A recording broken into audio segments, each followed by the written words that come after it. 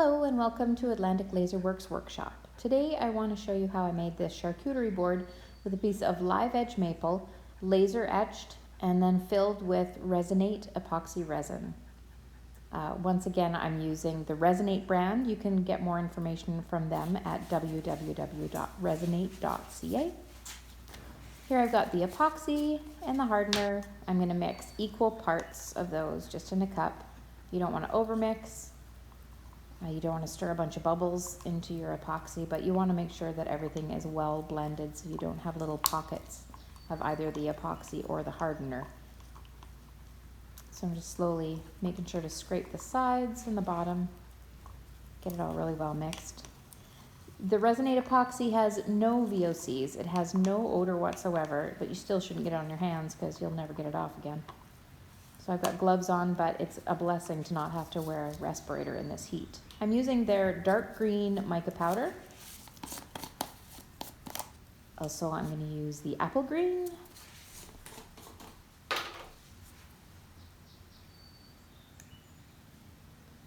And magic blue.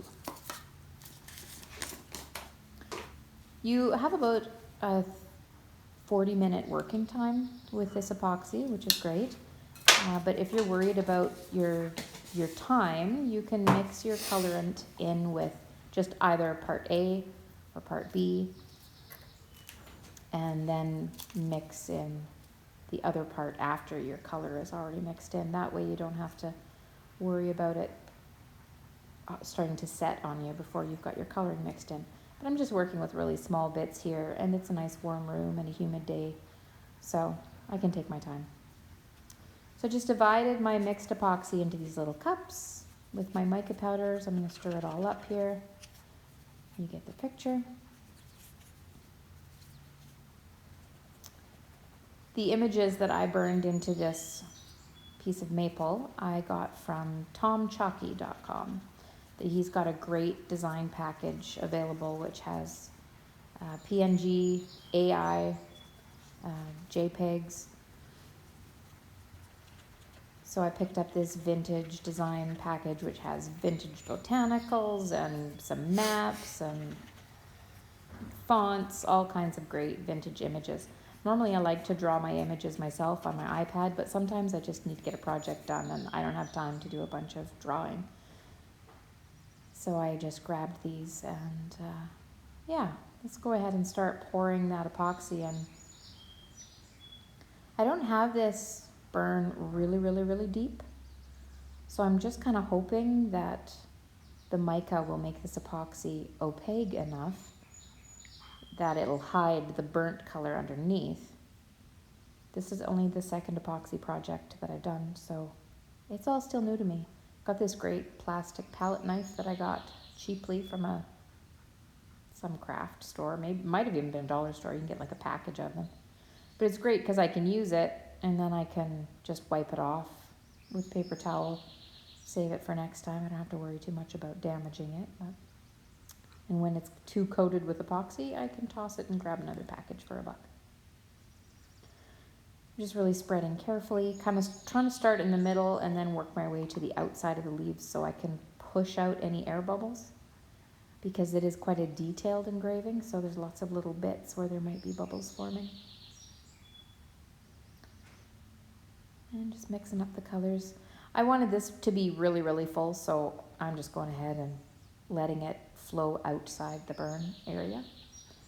And I know this means I'm going to have a lot of cleanup later, but that's okay.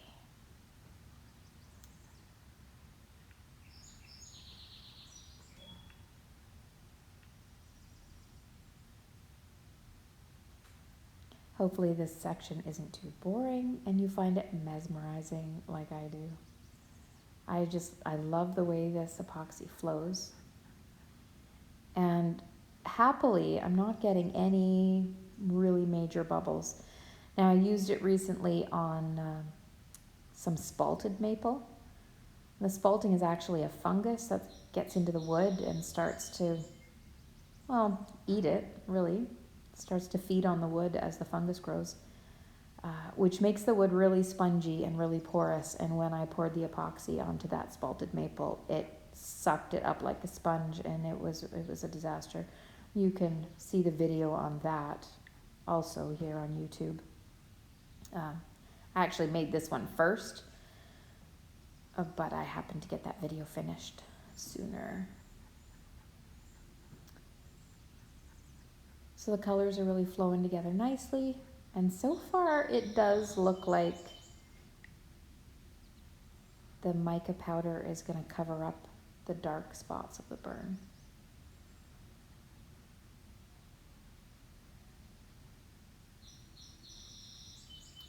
Like I mentioned before, you can find this epoxy resin on our website at www.atlanticlaserworks.com, or you can order directly from Resonate at resonate.ca.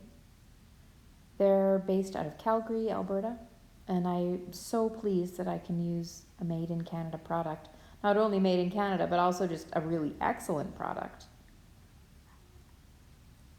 And they have just released their casting epoxy, which I'm also excited to order. Here at Ridge Cedar, we've got lots of beautiful live edge slabs, and some of them are just calling out to be made into tables with, like river tables.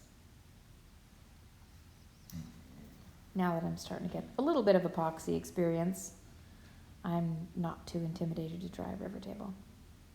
Famous last words, I suppose. Yeah, so as you can see, I've had plenty of working time with this. And it's gone in really nicely. The grain of this maple is so tight that it's not oozing anywhere. I'm not getting a bunch of terrible bubbles forming. And yeah, it's coming along quite nicely.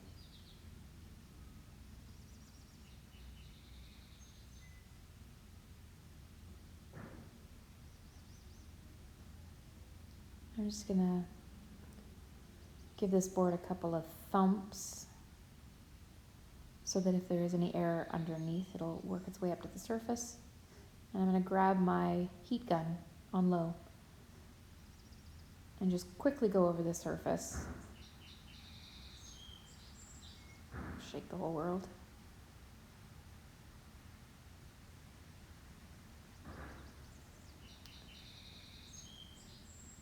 Yeah, a little bit here settled in, so make sure that there's epoxy filling the whole thing. I'm just going to go over it with the heat gun to pop any of the little tiny bubbles that have formed. Usually if you get a lot of bubbles, it just means you mixed it a bit too much.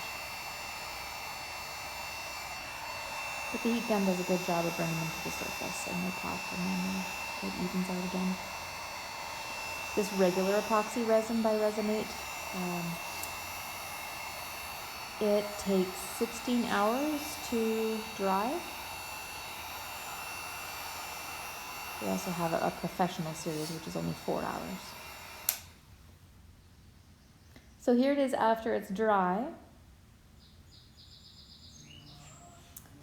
And now I'm going to have to sand off all this excess. So right here I'm using 80 grit on the orbital to get the most of it off.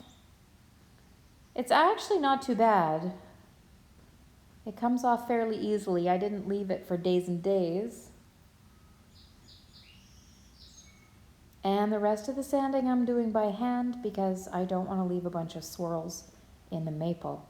So by hand, I went all the way to 280 grit in the direction of the grain. And then here it is after it's sanded, and then on the epoxy portion, I did automotive paper up to 1500 grit. You may notice this is not the same board. That's because I forgot to take a video of this process with that epoxy board. But this is how I finished the charcuterie. I rubbed beeswax, just a hard cake of beeswax, just like coloring with a crayon. Then I grabbed my heat gun and a smooth lint-free cloth. I just melt it with the heat gun and then buff the bejeebers out of it. It works great. The pores in the wood open up and just soak in that beeswax, and it gets a beautiful shiny finish that's totally food safe.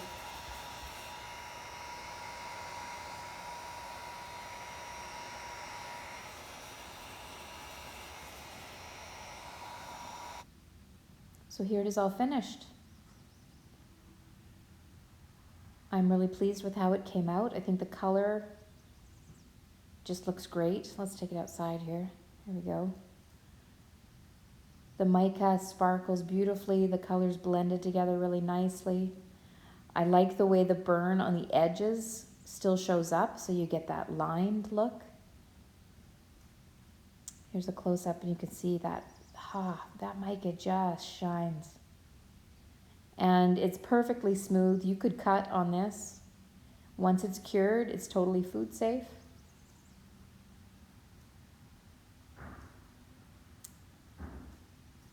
And here's the finished board. Again, I'm just really loving this Resonate epoxy resin, and I'm loving the combination of resin and laser. So thanks for joining us, and we'll see you next time.